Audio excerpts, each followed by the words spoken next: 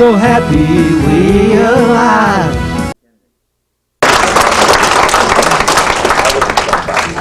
So much, Madeline, and to reiterate very quickly, you'll be so surprised how far kindness gets you. Kindness is the most underrated value, I think, in our society, because everybody deserves to be treated kindly and with respect, and it will get you farther than you can ever believe. That said, I'd like to bring up our next speaker, who's going to be Kris Krane. And Kris is a tremendous activist who many of you know, and he's been somewhat of a mentor to me almost over the last 2.5 years. From the time I started at Normal, he was gracious enough to let me pop my head into his office maybe like 36 times a day and ask so many questions. And even now that I've taken his position and he's up at SSDP, just up Connecticut Avenue, he'll still come down to the office during lunch. And chapters, Normal's campus chapters, and it was the work with the campus activists that I always found to be sort of the most rewarding part of my job. And as difficult as it was to leave such a wonderful place to work as Normal, the opportunity to do student activism full time was a little bit too difficult to pass up. So for the last few months, I've been the executive director of Students for Sensible Drug Policy.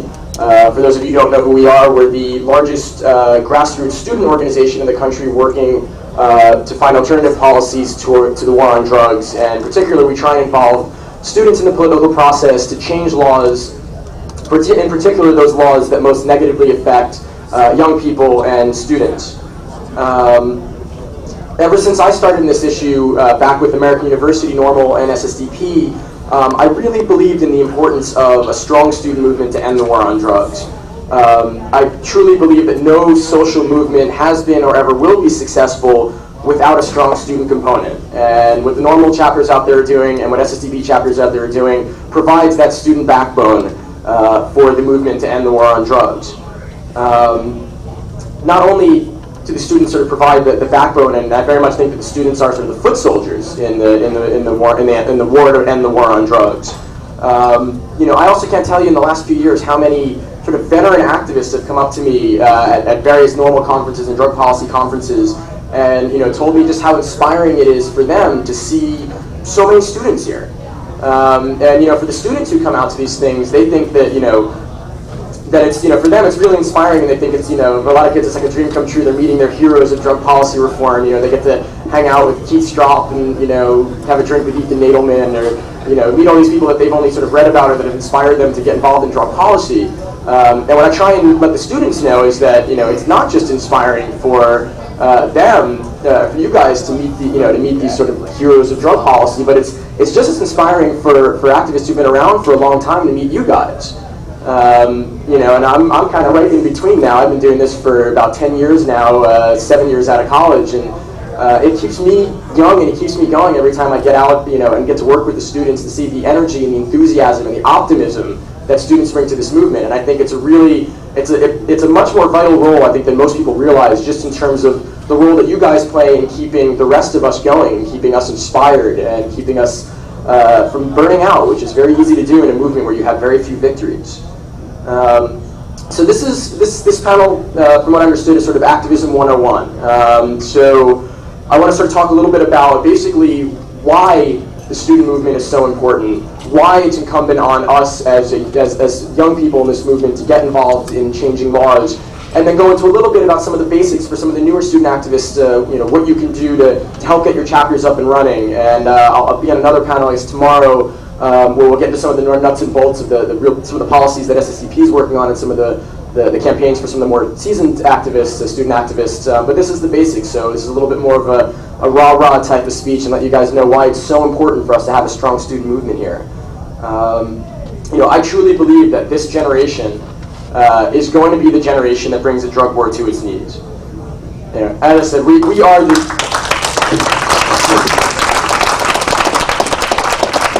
As I said, we are the foot soldiers in the war on drugs. Students have more time, students have more energy, students have more optimism than anybody else who works in this issue. And when the student movement, when the student groups get together with some of the existing groups to work on campaigns in their local communities, it's amazing what can be accomplished. And I'm going to get into that a little bit.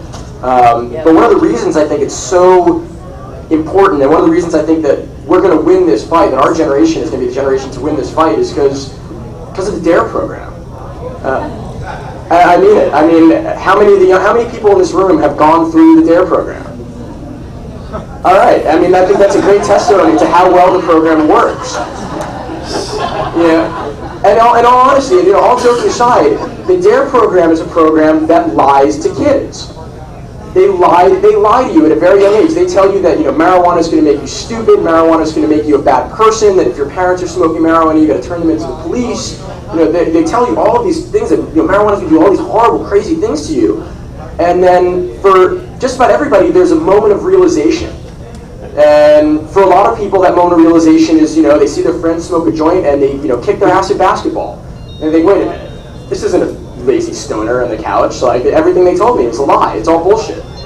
And I think that moment of realization, that moment that I've been lied to, is really motivating.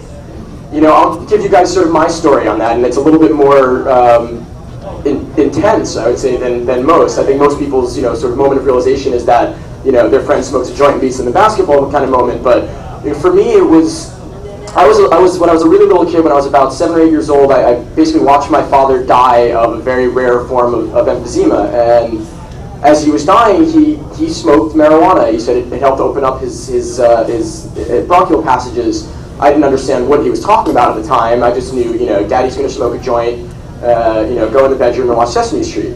Okay. And Dad would roll up these little cigarettes. And my father passed away when I was about 8 years old, and it was when I was probably, 14 or 15 or something like that. I think 14 years old, and a friend of mine asked me if I want to smoke. Somebody asked me if I want to smoke a joint, and I started thinking, wait a second, joints, marijuana? That's stuff that the DARE program's been telling me is so bad for me. That's the stuff that's supposed to kill you. I was like, that's the stuff that made Dad feel better. That's what helped Dad breathe. When he was dying. And it was that sort of moment of realization that, wow, this is all just a crock of lies. And being lied to, I think, is the most motivating factor out there to get involved. And because our generation had to sit through the DARE program and listen to all the lies that they told us, we're going to be the generation that is motivated enough to end this war on drugs, if for no other reason, for spite. I think spite's a pretty good reason. We talk about our generation, and we at SSDP, we like to call them the DARE generation. We are the DARE generation. Most of you in this room remember the Nancy Reagan Just Say No campaigns.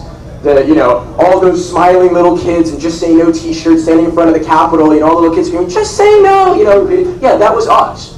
We were those smiling little kids in front of the Capitol. We were those smiling little kids in the DARE programs repeating what we were told, just say no, marijuana's bad. It's like the South Park episode, drugs are bad, and you eat what you hear.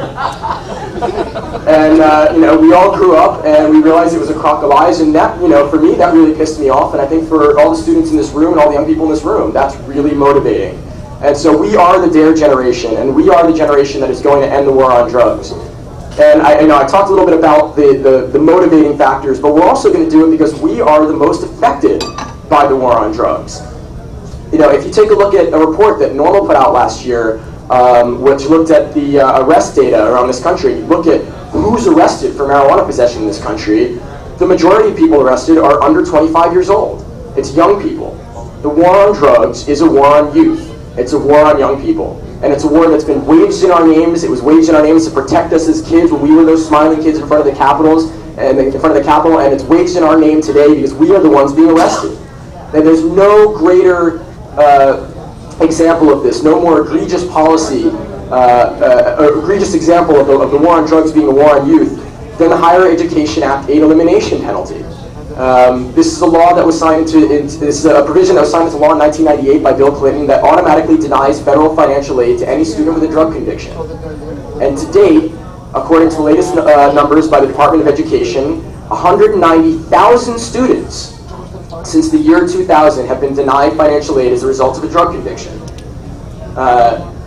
We at SSDP, we just won a lawsuit where we had actually filed a Freedom of Information Act request with the Department of Education, seeking a simple state-by-state breakdown of how many students have been denied aid due to a drug conviction.